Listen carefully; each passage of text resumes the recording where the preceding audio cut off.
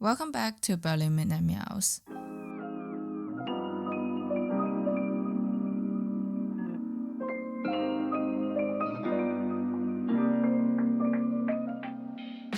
I was waiting for Lunar New Year to be over to come online again, so no one would be asking me, hey, where's your happy Lunar New Year?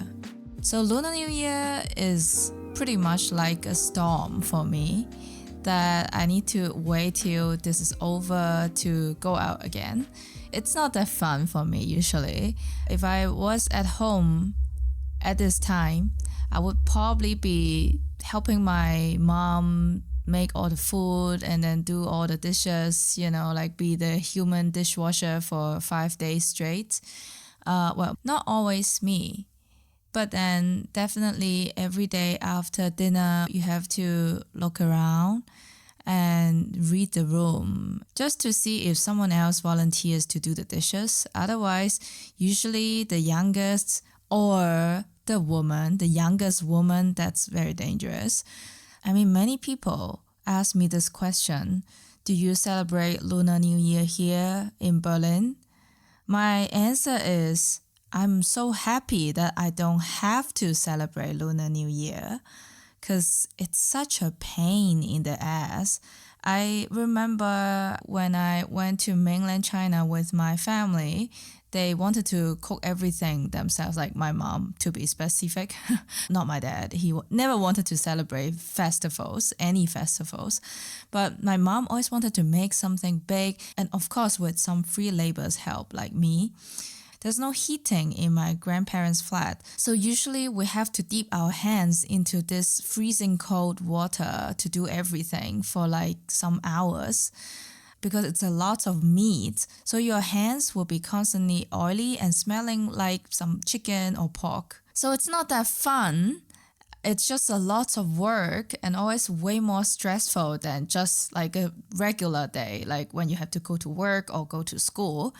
After the Lunar New Year vacation, that's the exam season. So already you have to do all the family duties. And on top of this, you still have to prepare, do some revision for the exams.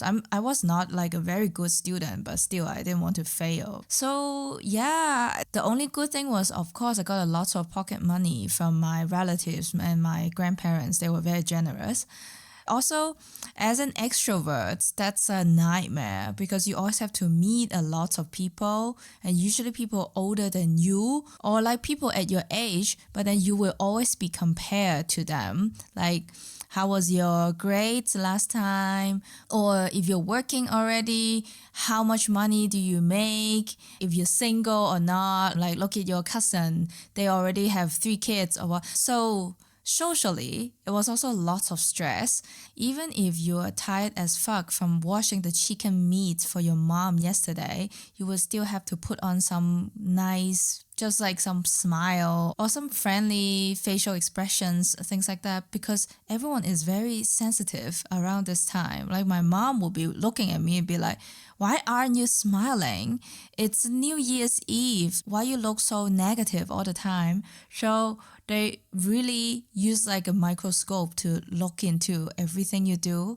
Not to mention all these traditions. For example, you can't sweep the floors on the New Year's Day because you sweep away all the good luck.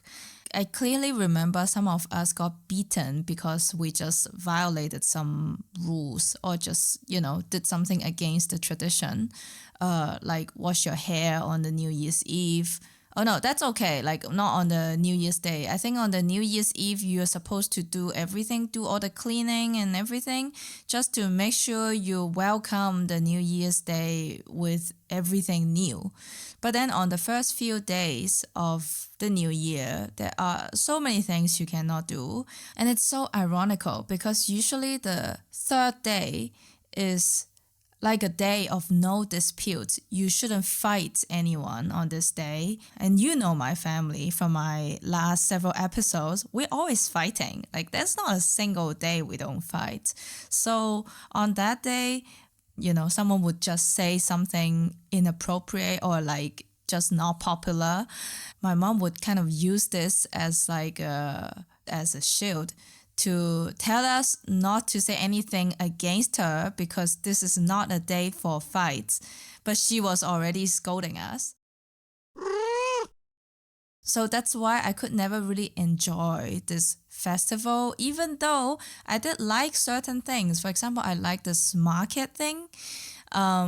It's like the Lunar New Year version of Christmas market in Hong Kong. It's just way more commercialized. It's not so religious. It's purely about making good money and like some good luck and stuff. So everyone is very willing to spend. So the markets are 10 times bigger than the Christmas markets here. That's also the opportunity, let's say, for many young people to try doing some small business for the very first time. Either they sell something creative, like they just make something themselves, or they buy something from some Chinese factories and then sell them for triple the price in Hong Kong. But still, it's just fun. It's not just old people. It's very diverse and like food also not as standard as Christmas markets here. So there are something I like, but I never really get to enjoy that. In this sense, I'm very pro my dad because he is like super communist, as I mentioned many, many times. So he always questioned the value of traditions and any rituals. That he's like, why do we have to do this? What's the meaning of bringing other people gifts when it becomes something kind of forced and just like written on the book that you have to do it? Because you don't really do it from the bottom of your heart. I don't deny some people do, but in this kind of festival time, it's like if you don't bring some gifts to other people when you visit them, they will find you really, really rude. So even if you are sincere, there is still like at least some 10% of feeling forced. So I think my dad is correct that, yeah, all these things, like same as Valentine's Day, everything had a good meaning or like a good intention behind it at the very beginning. Just imagine 1,000 years ago, if you bring a box of moon cake to your friends during Mid-Autumn Festival, they will be so happy because people back then were fucking poor. So all these gifts actually meant a lot for people. But nowadays, you know how many moon cakes people get every year? So many people have to just junk them because they just expire. You have like 10 boxes of mooncakes, 4 mooncakes in each box. So it's like 40 every year. And I'm talking growing up in a family that doesn't have that many friends. And we already have a lot of chocolates from Lunar New Year time that we can never finish because it's sweet. It's not rice. Sometimes I would rather have something really practical, just like toilet paper. But of course, it's not in this category of festival gifts. So it's not like with some kind of good meaning. Like what? If you give people toilet paper on Lunar New Year's Day, are you wishing them a good pooping year, like no diarrhea and good digestion in the next whole year or what? It's weird. Just not everyone has this humor. So they will still expect chocolates, candies, that you have to pay triple the price for something exactly the same, but just in the Lunar New Year look package. So I totally agree with my dad on this. It's meaningless or like it starts to lose meaning. And yeah, if you don't really do it 100% voluntarily, then what's the point of celebration? Apart from just being part of capitalism, fitting the social norm, what's the point, right? Oh my God, if you ask me all these wishes I said to my parents, my relatives, or, in the last 20 years, were they really authentic, sincere? I don't think so. Okay, listen, I'm not like evil that I don't wish anyone good. The thing is, usually in Lunar New Year, it's not just like Happy New Year. No, you have to say 10 more than this, like good health. Also wish the stock my mom bought just go up next year. And just so many things. Like, because every time after I say just a simple Happy New Year, my mom would ask me, That's all. Do you know your cousin said 10 more things to me? And that would just become like a weird competition. Honestly, I hated this cousin a lot as a kid. Like, not like I want to kill him, not that level, but I would just roll my eyes and be like, why are you such an ass licker? Come on, just say one wish, then we all good. We all do one, okay? Or like worst scenario, you do one, I do two. Everyone is happy. But then he would start this shitty arms race that he already started with 10. So if I would be the next, then I would need to do at least 11. And you just like kind of memorizing the standard wishes and just spill them out. And yeah, so it became kind of like an exam as well. Yeah, like a good kid exam. Even if you just being quiet, that's a fucking crime at that time. The idea is not to chill. Lunar New Year is definitely not about chilling. It's like a working time that you have to do a lot of housework, you have to cook a lot of food, you have to serve a lot of people, and you have to talk a lot. If you're just sitting there doing nothing, watching TV, then some traditional people like my mom would just come to me and be like, why are you just watching TV here? Do something. Say something to your grandma. Entertain your grandpa a little bit. Don't just sit here because you just like watching TV like every single day. But we are celebrating a festival now. So do your work.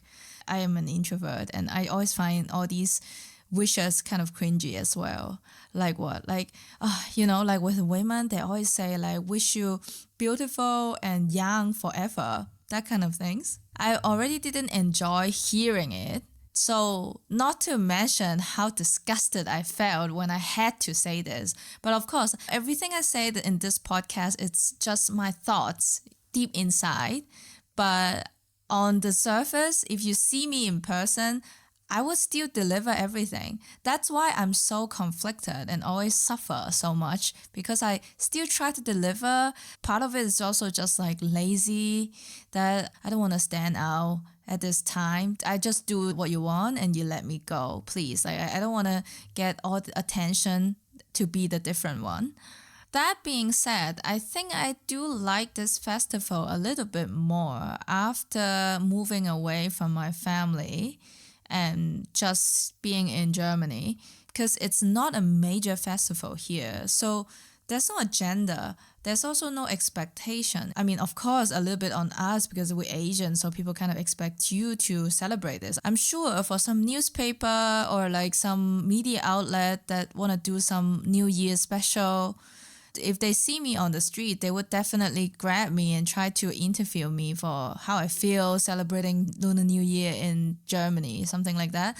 But still, I feel like I could truly appreciate some part of this festival. Just having this as a reason to have some gatherings with your friends or introduce the culture and traditions, both positive and negative, to the friends who didn't grow up in this culture. As my communist dad said, when you do it from the bottom of your heart and when you really truly enjoy it. Yeah, it's weird. The older I get, the more I feel like, oh my God, I really agree with a lot of weird opinions of my dad's. That yeah, because he's also kind of weird, honestly. Even in Hong Kong or in mainland China, he was always a weirdo as well. Like people like my mom always mock him for being just weird or like just saying he's edgy, which is not totally wrong. But I just feel like there's some truth in what he said. I also agree as a kid, but what could a kid do when you agree? You couldn't do anything. I would just like agree, but still I have to wash the chicken meat for my mom. So it's not like I would say to my mom, I disagree with what you do, but I still respect that. Just leave me out of this. I'm not gonna be part of your bullshit. You can't do it like this, right? It's not an option as a kid. To be fair, I feel like even if it wasn't Lunar New Year, I probably wouldn't have recorded more or uploaded more episodes anyways. Uh, yeah, there were just a few pretty like unfortunate events that happened that I'm not gonna talk about them now. But I had like a tiny burnout and yeah, just different things. Very busy with bureaucracy and stuff. So maybe when this whole shit is over, I can talk about them, but not now. But still, I managed to do several comedy shows like in the last 4, 5, 6 weeks. And when I talk to the comics, I'm always amazed how hardworking they are. And sometimes I try to find excuses for myself that I have a full-time job. I was busy with bureaucracy a lot. So I just wouldn't have the capacity like the full-time comedians. But then I found out many of them also have a corporate job.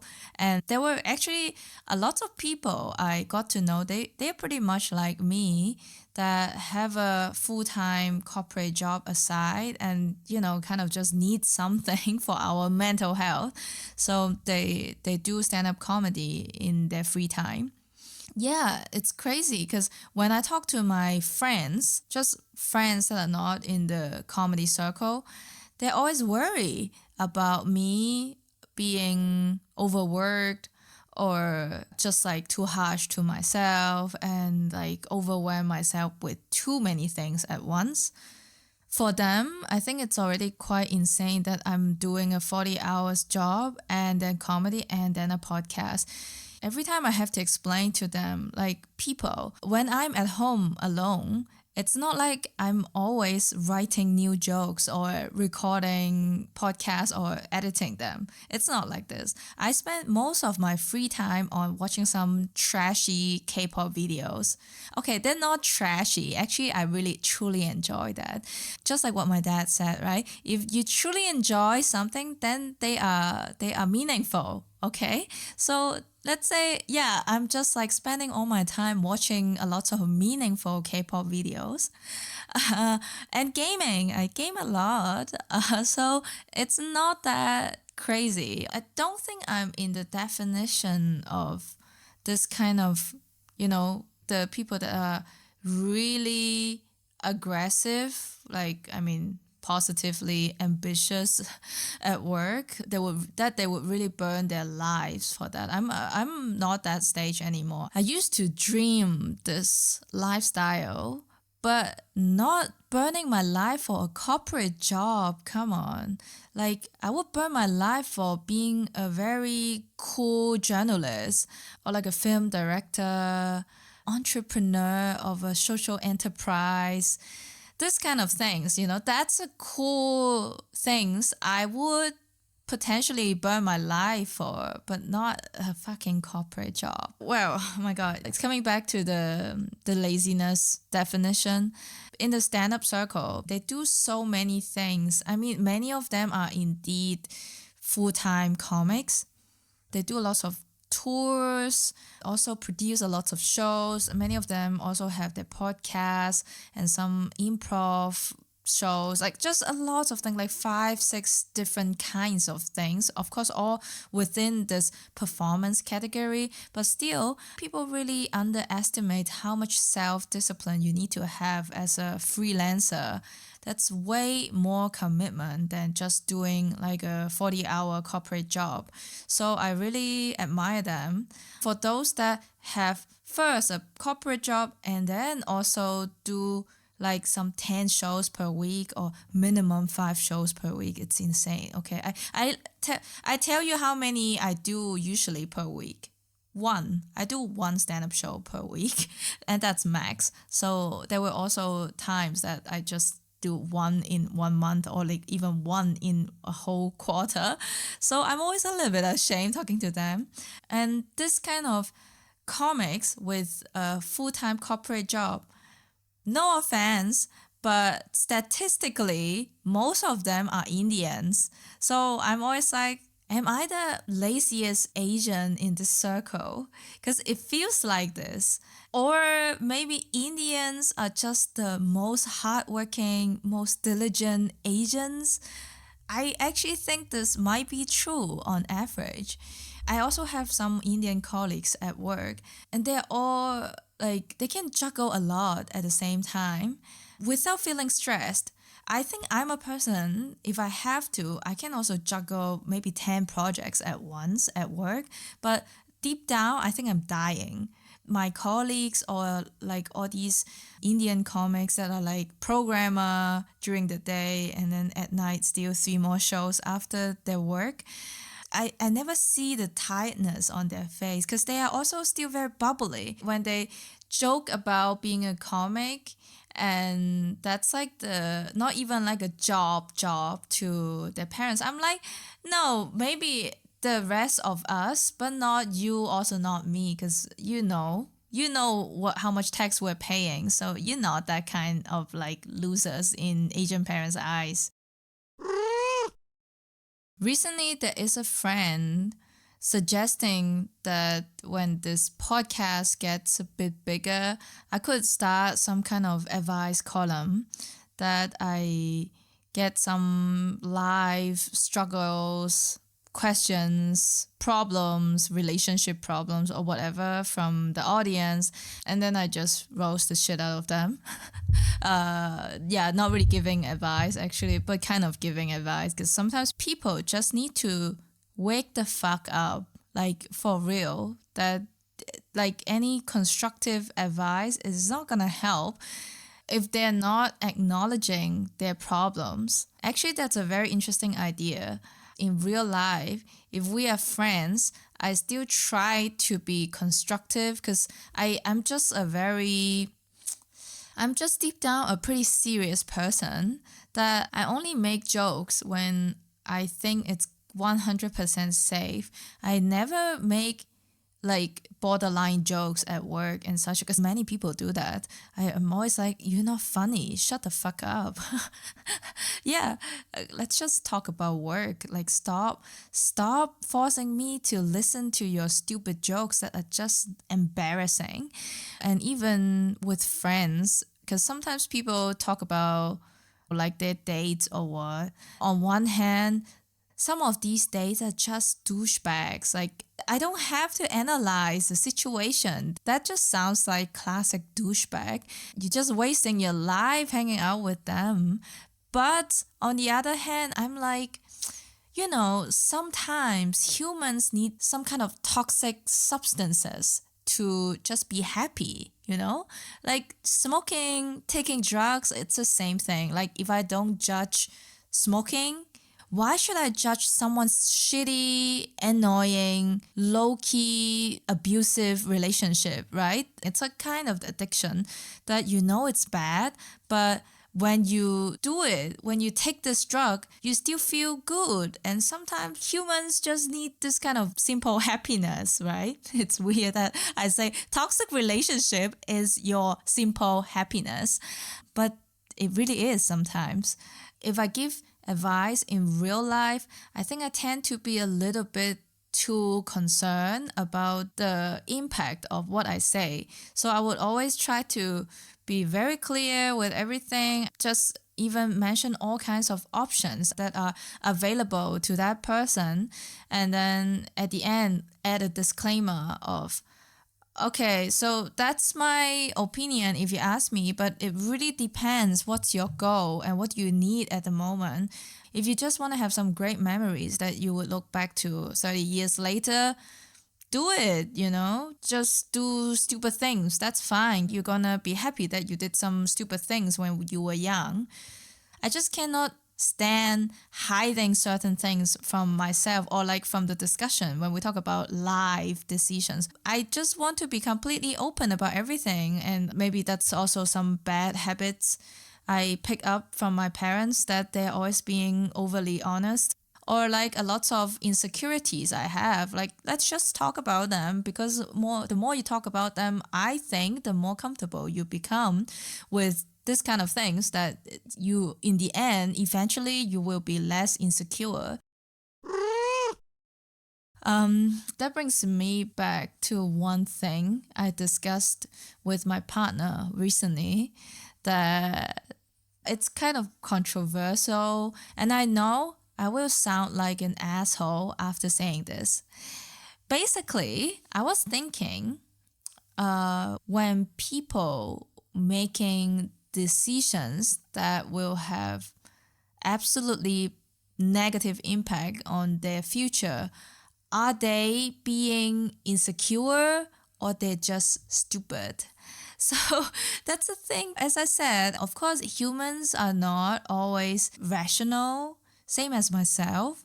But I think there is a limit of like how much insecurity could tilt your mind.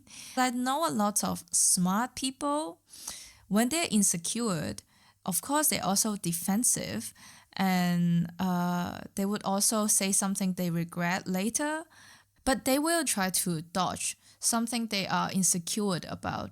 And I know people that are insecure and keep confronting their insecurity, but not in a constructive way. For example, they are already very ashamed that they're not sporty, but they would always just keep trying to do all the sports.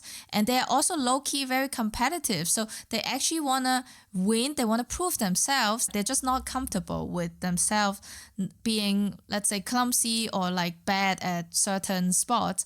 But still, they would choose the most challenging sports for their body and somehow join certain competitions and lose the shit out of it, keep losing, keep crying, and actually also don't enjoy the sport. Over time, their insecurity, instead of like confronting it and really defeating it, it just keep growing. It fucked my mind. Like when I hear this, I think I'm also very overly empathetic. So I really would get headache just like listening to it and be like, dude, why you do this? And many people just cannot fucking answer this. I mean, many of my ex-friends, I always try to help. Sometimes they either say, you don't need to help me, or sometimes they say, I do want to hear your honest opinion and your advice, but they actually don't. I should also have just shut the fuck up, you know? Like, why are you so stupid? You knew it, that they did not want to hear your fucking opinions. I remember once my brother and I said that my dad was just like gambling for the sake of gambling. There's no meaning behind it. We were kids, but I don't know, we were being suddenly very like deep. Yeah, so we just said it like kind of casually as well. You know, if you just want to gamble as a hobby, that's also fine, right? But doesn't have to be like what you said, you want to make more money through gambling for the family. You don't need to make it so big. Just enjoy your gambling hobby yourself. We wouldn't judge you like that. And he was so fucking mad. I think he beat the shit out of both of us. It's really rare because usually he's not the physical person. My mom was the one who beat us a lot, but he would normally just be like sitting on the couch, not giving a fuck. That time he was really offended. I'm sure he also knew it himself that this is just an addiction, but then if someone says it out, then that's another story. Then he will feel ashamed and just, you know, couldn't control himself. If it's just like an acquaintance saying some, like just telling me their stories and like their insecurity and what they're struggling with now, I think I would also be less invested. But if it's a friend, then I would just feel a lot just from hearing this. And I also get angry. Why aren't you solving the problem, but only making it worse? Why? I'm still trying to figure out where is the boundary. When is the time that you should not give a fuck? And that's their thing, you know, just let them take their drug. And even if they die from it, that's their choice. Because I'm in a lot of Facebook groups for like foreigners in Berlin, international women in Berlin, all this kind of groups. People always post their stories and like their problems, their questions there openly. Many people are also like me that are very invested and want to help. sometimes OP would just get offended a little bit or a lot by the comments. And then people would start this debate of when would this be a judgment and when would this be a sincere advice. Of course, on the internet, you basically strangers. You just shouldn't be too intrusive and just don't ask too much or don't assume too much because you just never know what's behind those people's posts. Maybe it's easier to draw a line on the internet. But in real life, that's hard, I think. I'm never afraid to say I'm a judgy person. I don't mind. Basically, for every single thing, I have an opinion, but I still think it's a bit unfair to always just say opinions are judgment and you're being judgy because it's not. Like, that's a very big generalization. There are different kinds of opinions. So, inappropriate judgment, that's more like something like whether someone wears a skirt or a pair of pants. It's just like a matter of choice, a matter of preference. You can judge something like, oh, it looks good on you. That's all. Or you can also keep it to yourself. But if this person is really insecure about their fashion sense, they're not really confident about it, and they actually want people to tell them how to improve their fashion sense in a way that it will be closer to what the majority of the people think, then I don't think that would be a judgment to tell this person. This is not like because I don't like it, so I tell you. It's more like I think you might not like it as well. That's why I tell you. It wouldn't make that person happy that you just lie to them and be like, you look great in that, because they are actively looking for suggestions and they want to improve on this. So the intention is completely different. When people say, oh my God, why are you so judgy, blah, blah, sometimes they're just unable to face their insecurity. So they want to twist some really constructive advice even into just unhelpful judgments, like some medical advice from doctors, like because they get injured all the time from doing a certain sport, and then the doctor would just tell them, hey, you really have to rest a bit longer before you go back to the sport. And I think this is not a fucking judgment. Judgment is more like a gynecologist telling you that, hey, you are already 32, you should have a kid soon, like that. Because then you're assuming, unless I told them that I want to have a kid, that's a different story. But if I never said this, that's a pure judgment. My doctor also told me, considering your hemorrhoids condition, you should not eat too much spicy food, and also eat less white bread, eat more fiber, vegetables. That's gonna help you. And I wouldn't be offended and be like, who are you to tell me what to eat? Is that because you're white? I wouldn't be like that, because I know that's just not relevant. Of course, like, racism is everywhere. I can make 10 more episodes about this. Even though I'm already not the most underprivileged group of minorities, I have to say it's everywhere. But I'm really annoyed by people that are just abusing this term. They just blame everything on racism, and sometimes they are not even the affected groups.